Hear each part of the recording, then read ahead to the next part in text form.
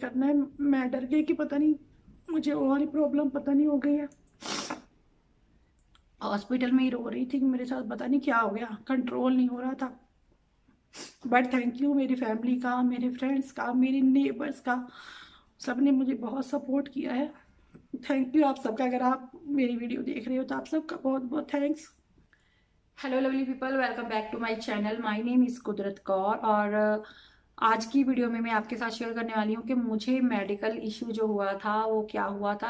आप मुझे इंस्टाग्राम पे बार बार पूछ रहे थे।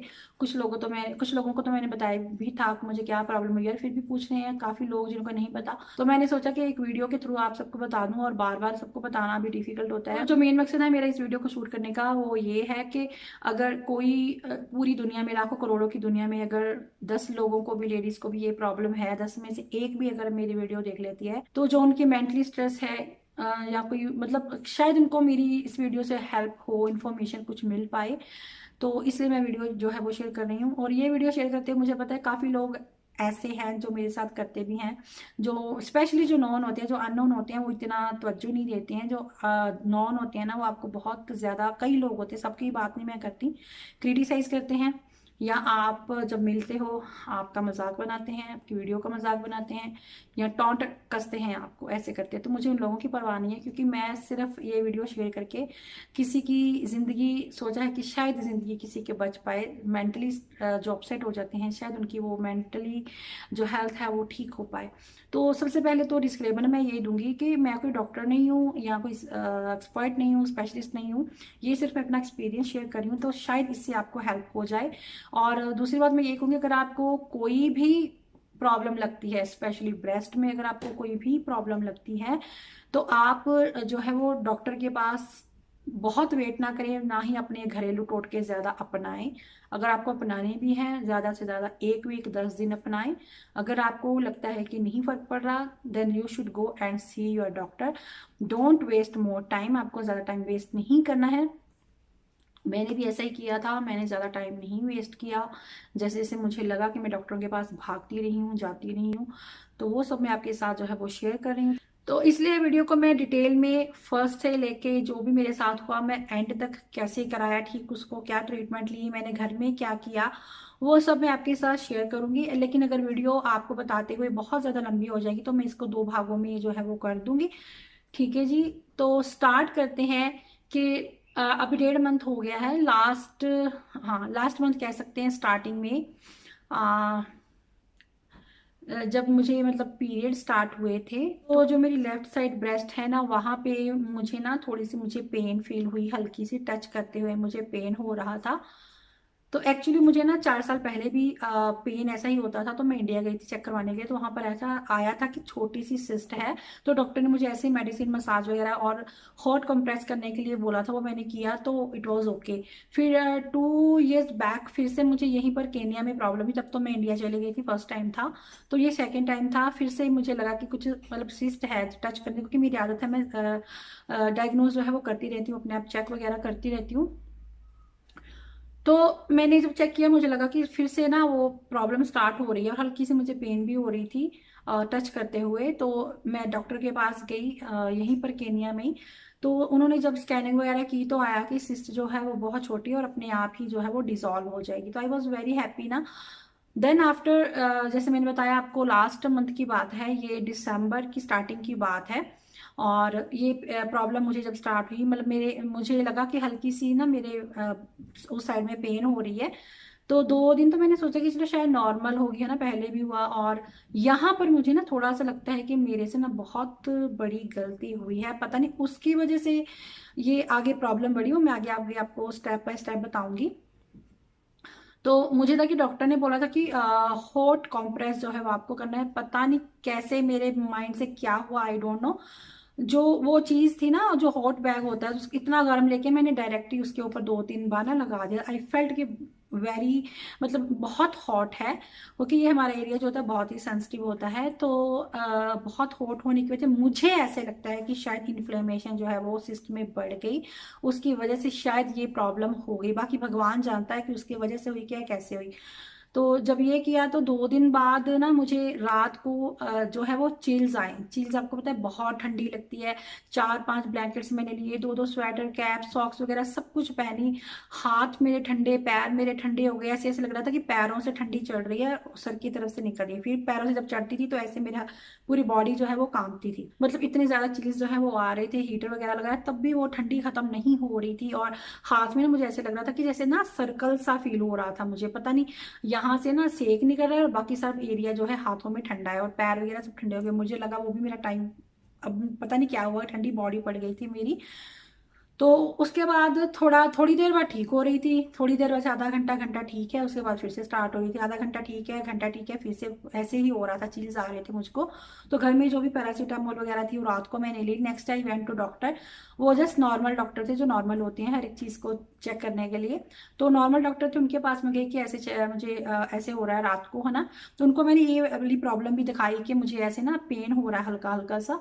तो 2-3 दिन बाद ना वो ऐसा मुझे फील हो रहा था कि कुछ हार्ड होना, जब मैं डॉक्टर के पास गई, क्योंकि 2-3 दिन पहले मुझे पेन फील हुआ और 2 दिन तो मैंने वेट की, तो 3-4 दिन ऐसे निकल गए।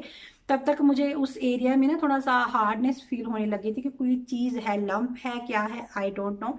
मैं बहुत डर गई थी। तो फिर मैंने नेट पर भी सर्च वगैरह करती रही। उन्होंने भी बोला कि अगर आपकी ब्रेस्ट में कोई इन्फेक्शन होती है उसकी वजह से अब भी आपको चिल्स वगैरह आते हैं। तो चलो मैं 2 दिन बाद डॉक्टर के पास जब गई तो उन्होंने ब्लड टेस्ट वगैरह सब कुछ कर लिया, उसमें कोई भी प्रॉब्लम नहीं आई। तो मैंने उनको इस चीज़ को के लिए भी बताया, तो उन्होंने बोला कि चलो ये मेडिसिन खाओ, एंटीबायोटिक वगैरह मुझे दी 1 वीक के लिए। तो बोले कि ये 1 वीक आप एंटीबायोटिक खाओ, अगर आपको 1 वीक फर्क नहीं पड़ता है देन आप किसी स्पेशलिस्ट के पास जरूर जाना चेकअप के लिए, क्योंकि अंदर हमें मास बोलते हैं उसको ना, तो मास फील हो रहा है कि कुछ है उसमें ना। क्योंकि उन्होंने भी मुझे डायग्नोस किया, वो मेल थे, मेल डॉक्टर थे, उन्होंने भी डायग्नोस किया, बोले कि कुछ मास जैसा लग रहा है। तो मैंने ना वो मेडिसिन आई थिंक 5 डेज की थी और मैंने 2 दिन वो मेडिसिन खाई। तो उसे उसके बाद ना मुझे ऐसा लगा कि वो एरिया जो है ना वो रेड होना स्टार्ट हो गया था। मैं बहुत ज़्यादा डर गई थी। मैंने सिर्फ 2 दिन वेट की मेडिसिन, मतलब मेडिसिन 5 दिन की थी, फिर मैंने 2 दिन खाई। खाई तो मैंने कंटिन्यू उसको, एंटीबायोटिक को, बट सिर्फ 2 दिन खाने के बाद मुझे लगा कि नहीं, मैं ना इस चीज़ के लिए ज़्यादा वेट नहीं कर सकती हूँ। फिर मैं आफ्टर 2 डेज, फर्स्ट डॉक्टर के पास जाने के बाद आफ्टर 2 डेज मैं गायनोकोलॉजिस्ट के पास की, यहीं पर है हमारे केनिया में और मेरी सिटी में ही है। तो वहां पर मैं उनके पास गई, डॉक्टर के पास, उन्होंने स्कैनिंग वगैरह की तो उसमें आ रहा था कि छोटी सी सिस्टर, भी मुझे याद नहीं है कितने mm की थी, और रिपोर्ट में है सारा कुछ, अब मैंने पकड़ी नहीं अपने हाथों में।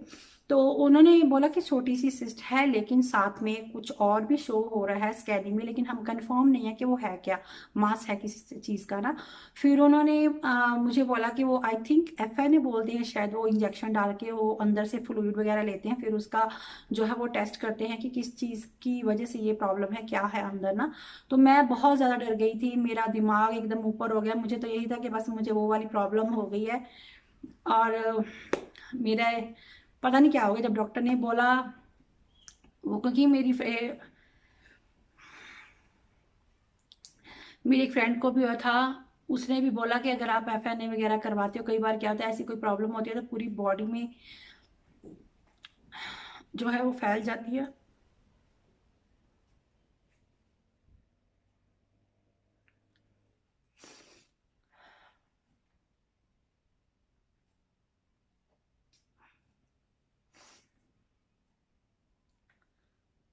सॉरी गाइस, वो टाइम याद करके ना दिल को कुछ होने लग जाता है।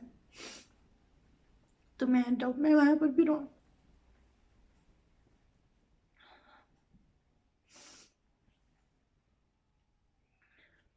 तो जब मुझे डॉक्टर ने बोला ये करना है, मैं डर गई कि पता नहीं मुझे वो वाली प्रॉब्लम पता नहीं हो गई है। तो डॉक्टर ने बोला कि नहीं देखो, ये करना पड़ेगा, अगर हम नहीं करेंगे तो हमें, अगर मान लो अगर तुम्हें वो चीज़ भी होती है, अगर समय पर हम उसको डायग्नोज नहीं करते हैं तो आगे जाकर तुम्हें वो चीज़ बढ़ भी सकती है, प्रॉब्लम भी बढ़ सकती है। But I was not ready ना, मेंटली भी मैं रेडी नहीं थी। मतलब मेरा वहां पर भी आंखों के सामने बोलती ना, अंधेरा अंधेरा छा जाता है, ऐसे हो गया था। सॉरी।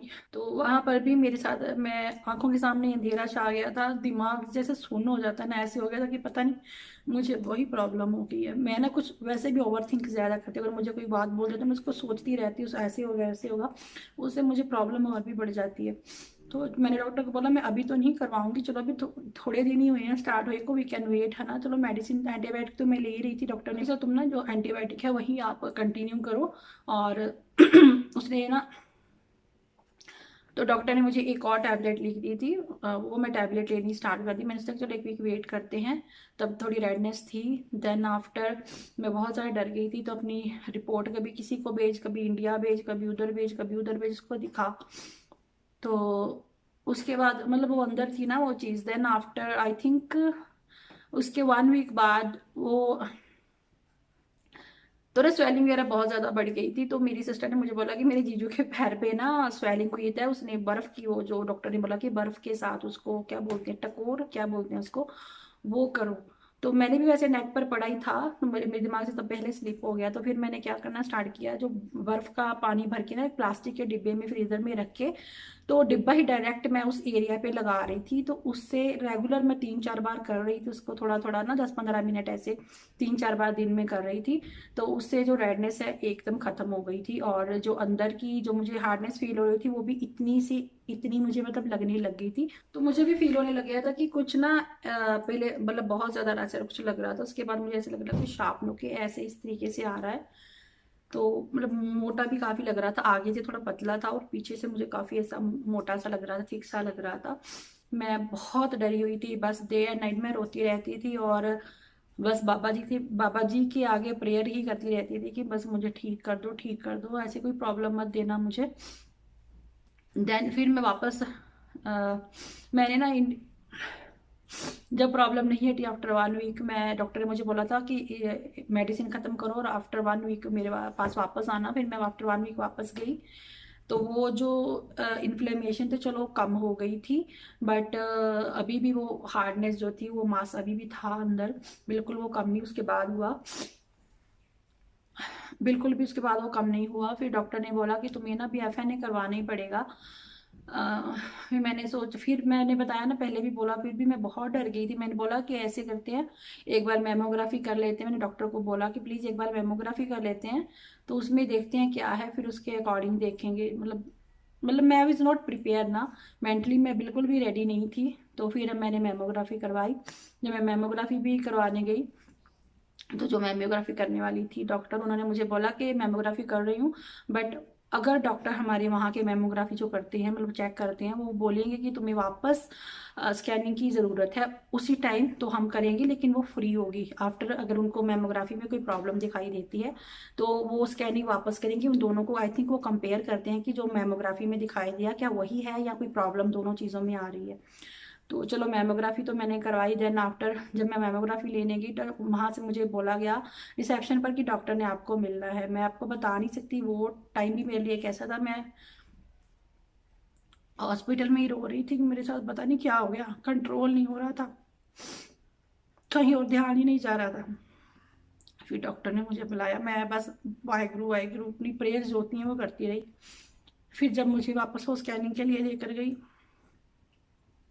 उसने बोला, मैंने उसको बोला ये बताओ कि मुझे कोई ऐसी वैसी सीरियस प्रॉब्लम तो नहीं है ना। वो बोली ऐसे लगता तो नहीं है कि तुम्हें ऐसी कोई प्रॉब्लम है, बट अभी भी वो कोई मास है अंदर, हमें उसको चेक करना पड़ेगा, क्योंकि वही मेमोग्राफी में आया, वही स्कैनिंग में आया। चलो मैं इतना थोड़ा रिलीफ हुई कि चलो वो चीज़ नहीं है, बट स्टिल रिलीफ भी मैं नहीं कह सकती हूँ, बट जब तक वो नहीं होता, नहीं जाता तो नहीं जा रहा, तो मैं स्ट्रेस्ड थी तब भी।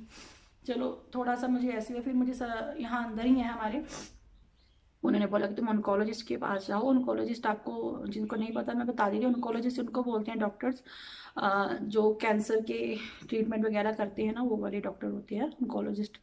तो हमारे मैं फिर रिपोर्ट वगैरह लेकर आ गई। डॉक्टर ने भी बोला तुम्हारा ना, जब नहीं मैं जब स्कैनिंग वगैरह करवा ली उन्होंने, मेमोग्राफी में वापस उसी डॉक्टर के पास, अपने डॉक्टर के पास लेकर गई। वो जब डॉक्टर ने मेरी जो मेमोग्राफी वगैरह देखी ना, आपको पता है उनको पता होता है ये लाइंस इधर को जाए, तो ऐसे डॉक्टर तो एक्सपर्ट होती है ना।